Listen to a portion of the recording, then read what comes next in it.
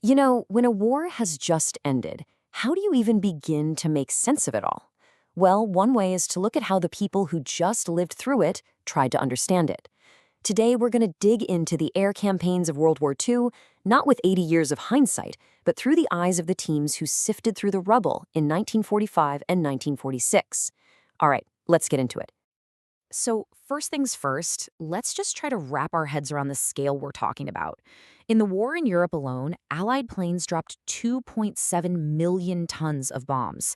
It's a number that's almost hard to imagine, and it sets the stage for this incredible story of strategy, of brutal lessons, and ultimately of overwhelming, world-changing power. So, where are we getting all of this from? Well, our guide for this whole thing is this really unique set of documents, the U.S. Strategic Bombing Survey. Think about it. President Roosevelt commissioned this team to go into Germany and Japan right after the fighting stopped. They interviewed top Nazi leaders, they dug through destroyed factories, and they basically wrote the very first draft of history on what strategic bombing actually did. Okay, so here's how we're going to break it down. We're going to start in Europe, looking at the tough learning curve they faced and then the attacks that really broke the German war machine. Then we'll pivot to the Pacific, a totally different kind of war. From the fight to control the ocean to the firebombing of the home islands, and we'll wrap it all up with the lessons they pulled from the wreckage. All right, let's dive right into part one, Europe. The first few years of the bombing campaign, well, they were all about trial and error, and honestly, about learning some really brutal lessons, thousands of feet above enemy territory. Right from the start, the Allies had two totally different playbooks. The British, the RAF, they'd tried flying in daylight and the losses were just unbearable. So they switched to flying at night and hitting entire industrial areas, so-called area bombing.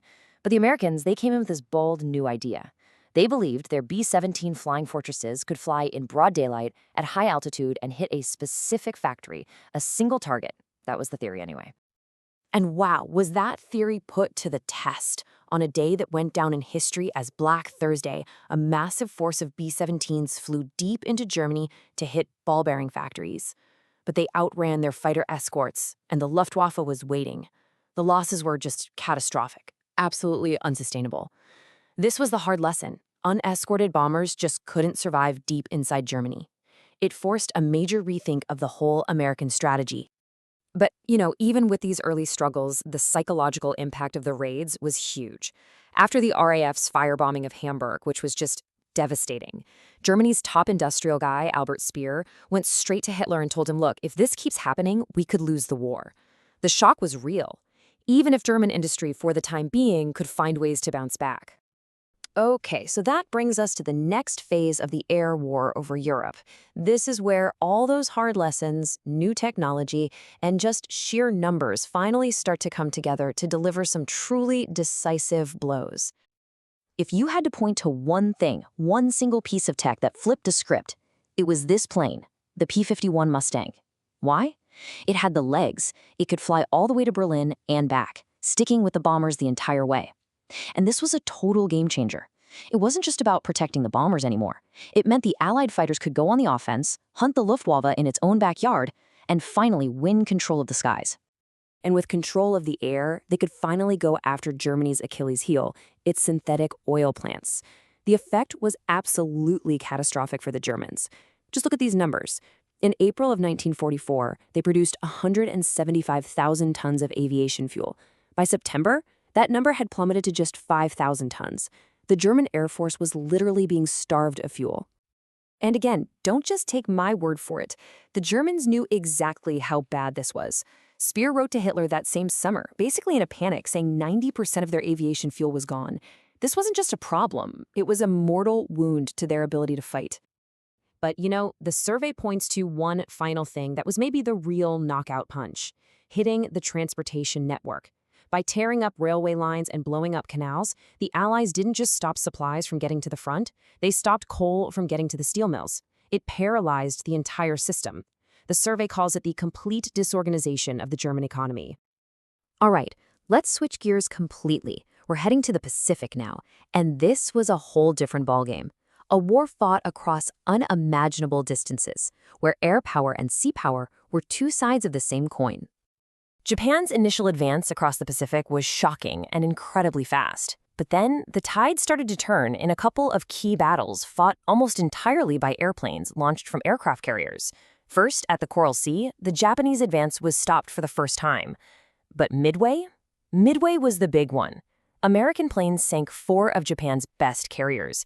The survey calls this the pivotal moment, when a balance of naval air power was finally achieved. From there on out, Japan was on the defensive. So with Japan on the back foot, the game became about strangulation, literally cutting off the resources that fueled its empire. Now look at this. The submarines, they were the absolute sharks of the Pacific, sinking almost 55% of all merchant ships. But check out how air power played a huge, multifaceted role too. From carrier planes to army bombers to one of the most effective tools of all, mines dropped from the air.